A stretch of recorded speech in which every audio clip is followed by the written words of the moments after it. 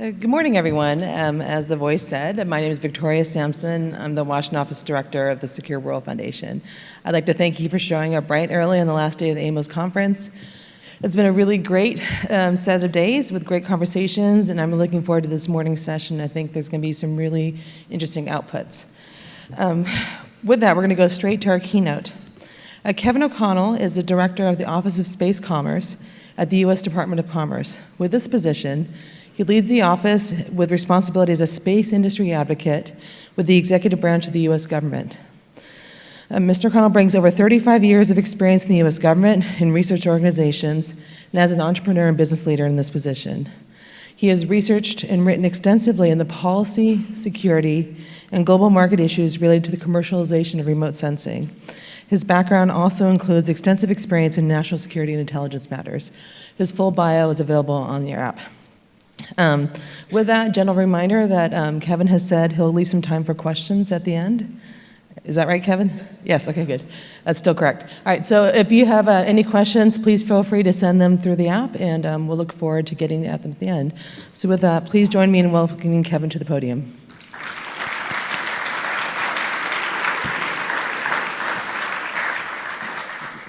I'll hop on, it's your turn. Okay, thanks.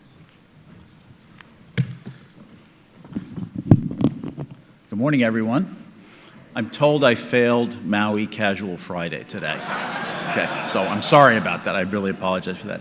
Mahalo for the opportunity to speak to the AMOS community once again this year. When I spoke to you last year, I had only been in my job at the Department of Commerce for about 8 weeks, so I look forward to updating you this morning on our efforts and providing you a vision of our plan for the next 2 years as we take on an important part of the SSA-STM mission. Let me begin first, however, with another important piece of Commerce Department business. You know, when the Office of Space Commerce was founded over 30 years ago, the central concept was to leverage the entire Department of Commerce on behalf of the U.S. commercial space industry. And that principle is the core principle that we operate under today. And so let me start first, as others have, by recognizing the outstanding work of the Maui Economic Development Board and the extraordinary efforts of Leslie and Sandy and the entire MEDB team.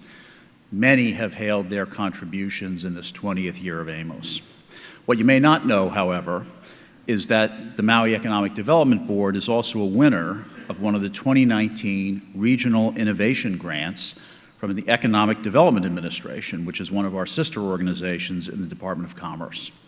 They were one of 26 awardees nationwide out of a pool of 140 bids, and this particular award, this is the one that warms my heart, was made under the criteria for space commerce.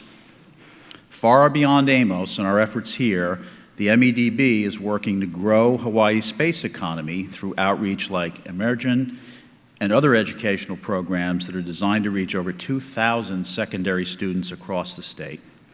They're also partnering, as many people in this room know, they're also partnering with Hawaii's commercial space companies to launch work-based learning and apprenticeship programs. So will you join me in congratulating them on this award and all of the other fine efforts that they've taken? Thank you. Well done. So let's turn now to the issue of space safety and reliability. When I spoke to you last year, Space Policy Directive 3 was only a few months old. Across the United States government, we are working in pretty intense discussions about how to advance science and technology related to SSA and STM, working to harness standards and best practices about space safety, and especially to understand how entrepreneurs can quickly help disrupt the space debris problem. We're working on the concept of basic services, the public safety mission discussed in SPD 3, and how they may change in a world of overall improved SSA capabilities and a world with new commercial value-added services. Some very excellent conversations here at AMOS on this specific topic. So if you'll allow me for a minute to reflect on the past year, let me offer first and foremost appreciation to everyone that has helped us as we've undertaken this important mission transition. First of all, to the commercial firms, some space-oriented, some from a much wider set of business organizations, who have come forward to provide ideas and solutions that will help mitigate the space debris challenge and help us clear a path for the future space economy. Some of you have heard me talk about the request for information where we got a number of over 50 discrete inputs. We're now trying to plan an industry day around what came out of that RFI, and you'll hear more on that at some point soon. Let me give a shout out to the newly announced Space Safety Coalition for their efforts, another strong signal that satellite operators fully recognize the economic importance of space safety and sustainability. Second, to our partners in the Department of Defense. They have encouraged our efforts and provided a wide range of support as we prepare for our civil agency transition.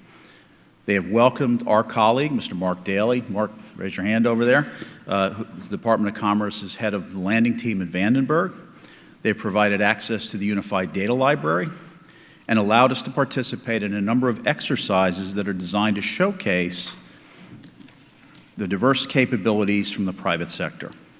Last year, we took Secretary Ross to Vandenberg to see firsthand the current system and discuss with General Raymond and General Whiting the opportunities for modernization.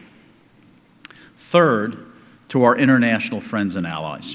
It is very exciting to see the large international presence here at AMOS, 18 countries. This past June, we celebrated the adoption of the 21 long-term sustainability guidelines at the UN Committee on the Peaceful Uses of Outer Space, partly based on the recognition of the growing role of the private sector in space. Closer to home, many of our allies and our partners have come through our doors at Commerce, here at AMOS over the last few days, and other events around the world to understand our efforts, to offer their own advice, and to provide new ideas about partnerships, including how to leverage their own innovative capabilities. Some of you attended the Space Enterprise Summit hosted by State and Commerce in Washington, D.C. in late June, and some of our discussions centered on SSA, STM, and the partnerships that will be both necessary and important in this area. Last but not least, to my newly formed team at Commerce that's focused on SSA and STM.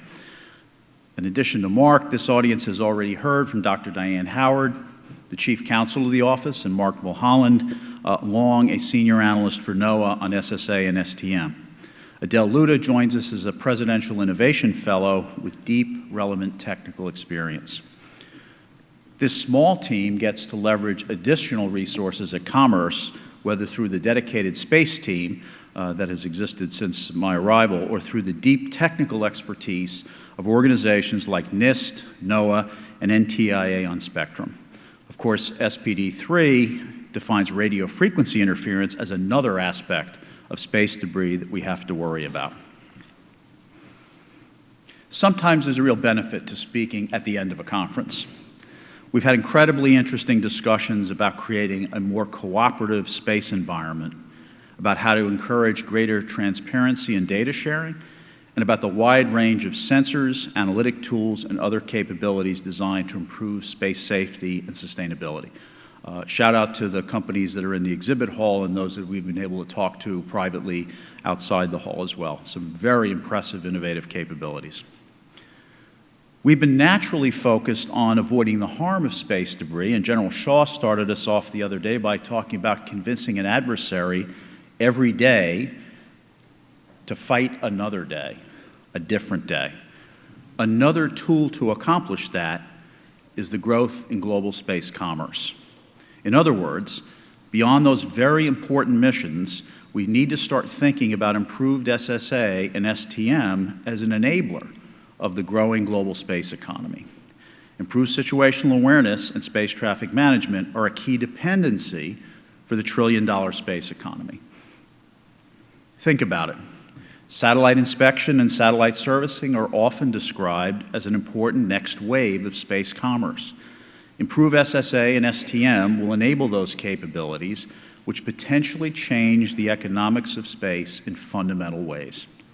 Developing the cislunar economy will require an even richer understanding of the space environment far beyond. Let me close by talking about our vision for the next couple of years. What I'm not going to give you here is a detailed plan of everything that we have to do, but you'll see some areas where we see clarity in the lines of effort that we are pursuing. You can bring up the roadmap there. There we go. Thank you. So I'll start at the top. It might be a little hard to read from farther back in the audience, but you'll see a set of things, and I'll speak to them. So on standards, we had NIST do a landscape study for us, a landscape study on space safety standards.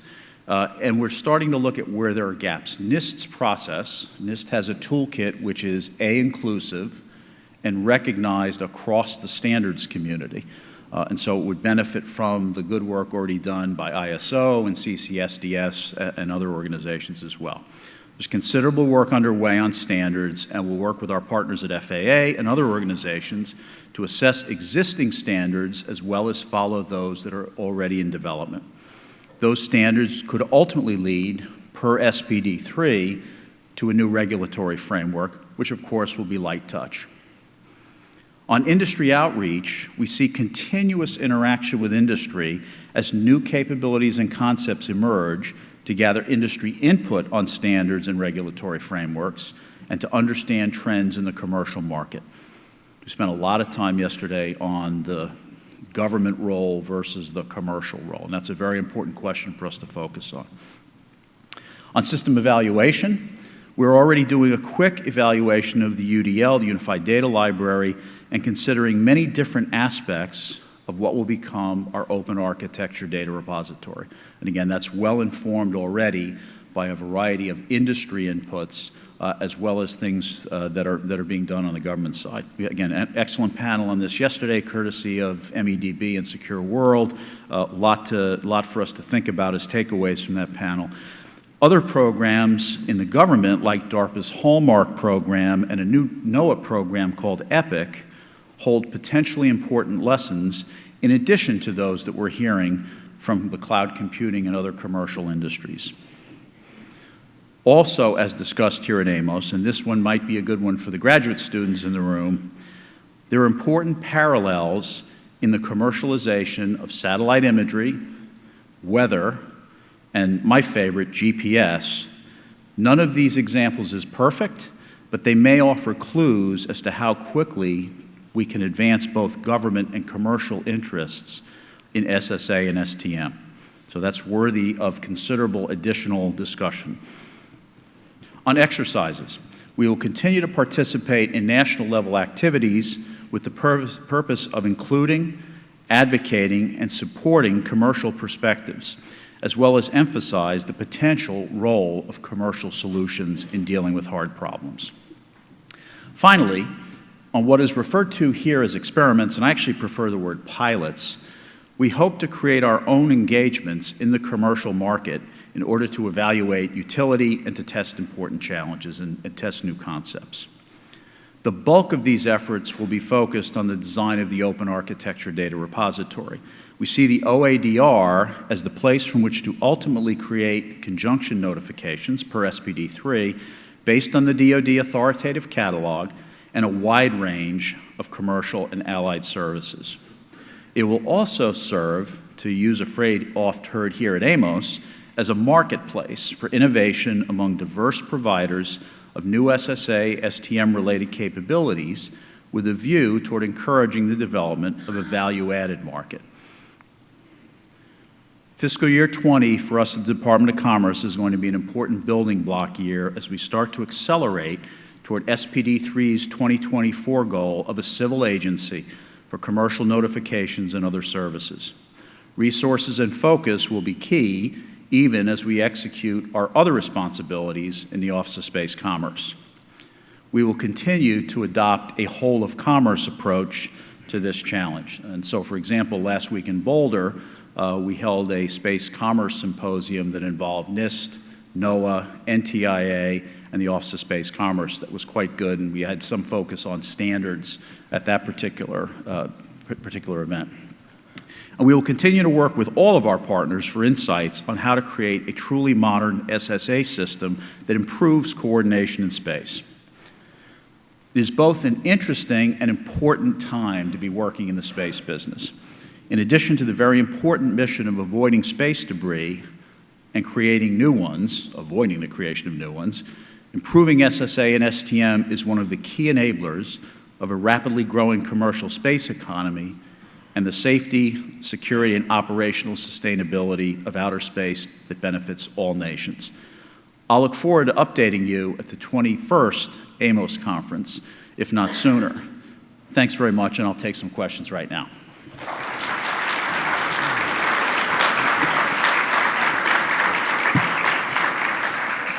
So you want me here? Okay.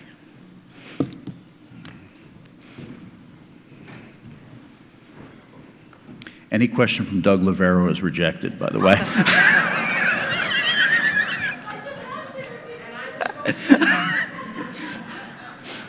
Well, for the non-Doug Laveros, any questions? Again, feel free to send it up through the app, through Sifley, or if someone has a pressing question, you can raise your hand.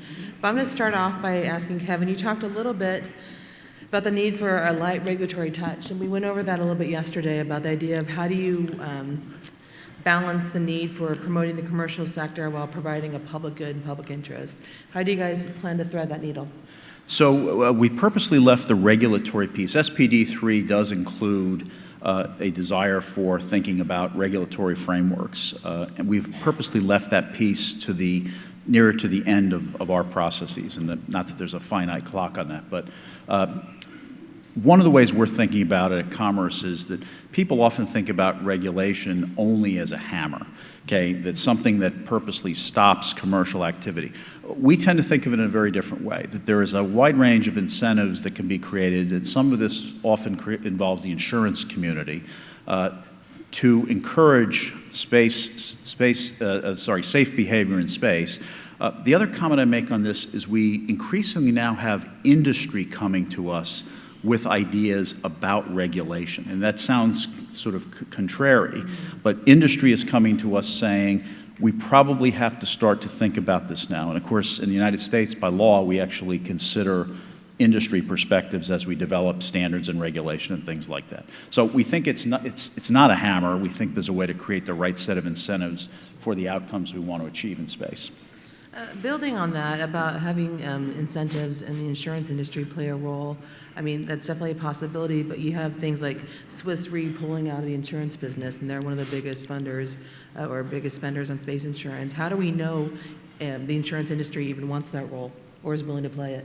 So talked a lot to the insurance industry. Actually, in February, if my recollection is correct, we held an event at the Commerce Department to look at the combination of SSA, STM, and the insurance industry. Now, that said, the insurance industry is changing at lightning speed, and so we're probably overdue for that conversation once again to see exactly what roles can be played on both sides of that fence. One of the things that is interesting is international cooperation. We'll be hearing more at the panel about the EU SST program. But these international efforts for SSA, do you see them as complementing this new the OEDR you guys are working on and your plans for space commerce, or how do we work and coordinate between the two? Yeah, so we have heard loud and clear from our allies, other friends, the interest in participating with us. They often bring capabilities to the table, and so we're just working through what the nature of partnerships are. You know, again, the Space Enterprise Summit in June kind of looked at partnerships at all levels, government to government, government to industry, and purely commercial. And you know, one aspect of that was how do we integrate the international community into our efforts? And so that's work that is in progress right now. Again, even here at AMOS, we've had a wide range of discussions with our allies and partners on some specific ideas on how to do that. Thank you. And then look, you said 2024 is the goal to have the civil agency doing this. What do you need from Congress in order to make that happen? So I think we need a couple of things. Certainly, we'd like to have the budget that we've requested for 2020 and beyond. As I mentioned, we think that the 2020 year will be a building block year for us, time to put very important building blocks in place in the hopes that we can then accelerate activities in 21. I think we also need, and I've said this in a couple of sessions here, I think we need a much broader set of awareness about the urgency of this problem, the fact that it can be dealt with, I believe, you know, relatively quickly. It's complex in many different directions, but what we really believe is that there's a way to quickly innovate in this area in a way that both helps mitigate the problems that we're confronting, but also, as I say, clears the path for the larger space economy that we see. Building on that, when does Commerce intend to begin using the UDL? We're using it right now, Using it actually. now. We're in an experimental, Test I'm phase? sorry, we're in an evaluation phase, not experimental. We're in an evaluation phase right now. What does that mean? Some of our colleagues, so we've gotten access to the UDL, and we're in the process of evaluating how it will be useful to our purposes. We're actually using a DARPA evaluation technique to do it. We think that will go relatively quickly, though. But we know that the UDL is only the first part of the open architecture, actually. So we have to do the extra work to define what the architecture is actually going to hold. And then in terms of that, is that the next step, planning for validation for the inputs to the repository? Is that where you guys are going after the UDL, or is that part of this project? That's definitely one of the things we're going to have to deal with. You know, I often talk about the implication of the word open at the front end of that, and sometimes people don't see that word open. What open does not mean is non-secure. Obviously, we'll have to do cybersecurity validation for people that bring capabilities into the architecture, just the way we would if we were dealing with medical data, health data, finance data, et cetera, et cetera, et cetera. But we also have to evolve a mechanism by which we're validating what comes into the architecture. We did have an interesting conversation here, though, I guess on Wednesday, when someone asked, how will the marketplace that you talk about actually help with this evaluation issue? In some ways, it will help because over time in a marketplace, you will get a sense of who is better for which purposes and who may not actually be delivering on the things that they claim to be delivering. It sort of sorts out in the market, and so that's actually a positive development here. Doesn't mean people can't participate in the market, it just means you'll get a sense as to who the better providers are, for what purpose, et cetera. Thank you. Just to pivot back to your old stomping ground, someone would like to know, what is the status of rulemaking for revisions to commercial remote sensing? The rulemaking for remote sensing. We actually had an early call on this yesterday. We're at the point right now we have taken in a wide range of industry inputs, and we are moving toward a new draft final rule, is the way I understand it at this point. Thank you. How are you working with, how is Commerce working with other international agencies to try to have a global approach? Again, we've met not only here at AMOS, but we've met over the past year with a wide variety of agencies, some of them space agencies, some of them economy ministries, things like that. What's interesting is that as we look at the way our system, our bureaucracy is organized, it doesn't always line up exactly to the way other countries organize their efforts in space. And so we're meeting with a whole range of organizations abroad who have interest in this area. And as to sort of riff off one of my comments, we see a lot of countries that are interested in the space economy piece of this as much as anything else, wanting to participate in that global space economy. And doing this international outreach, how do you coordinate with the State Department?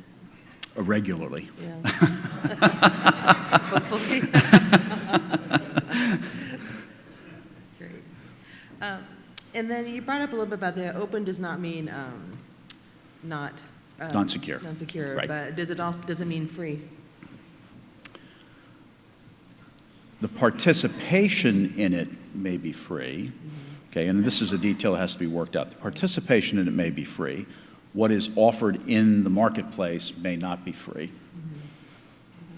Just the next phase, TBD. Yeah, absolutely. And But again, I think the basic idea is that those that bring a capability that we can validate from sort of a cybersecurity perspective and some other kind of validation criteria will be allowed into the architecture. And I guess along those lines, we might be hearing more about that in the next panel. But how are you coordinating with military SSA as well? So again, the partnership with Defense is quite strong. We have Mark down at Vandenberg, and people sometimes ask, why would Commerce put somebody down at Vandenberg? And the simple answer is Mark is there, and that what will be ultimately the rest of our team, to understand 100% how the system operates today. And I think we've already made great progress in that just by the short number of months he's been there. Great, thank you. So any last thoughts about what you hope to see coming in the next couple of years for the Office of Space Commerce? Broadly for the Office of Space Commerce? Yeah. Well, what are your wishes? I think, the office works in 4 areas, and what we're talking about is really part of what are under our SPD2 and SPD3 responsibilities.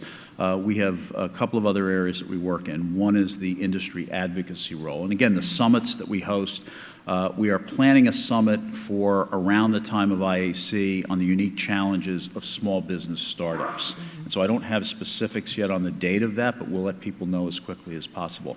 That is in addition to the investment summit and the insurance summit and the space enterprise summit and some of those things. Those are advocacy in addition to the everyday dealing with companies who have a question, need a clarification on something.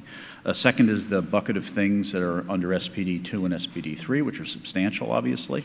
The third is just industry engagement. I think it's critically important that we look deep into the market as we think about commercial space. As I like to say, if we wait till somebody knocks on the door to give them a license, it's too late. And so we're looking for ways to look deep into the market. One of the things I love about our job the best is that every day we see entrepreneurs come forward, and sometimes they're big companies and sometimes they're small companies. As I like to say, sometimes they're people that look like they just crawled out of a garage after 6 months, and we love all of those people. How will we assess the extent to which those will come forward in the market and be real capabilities? We need some evaluation techniques for that. And then lastly, we are focused on improving our understanding of the space economy.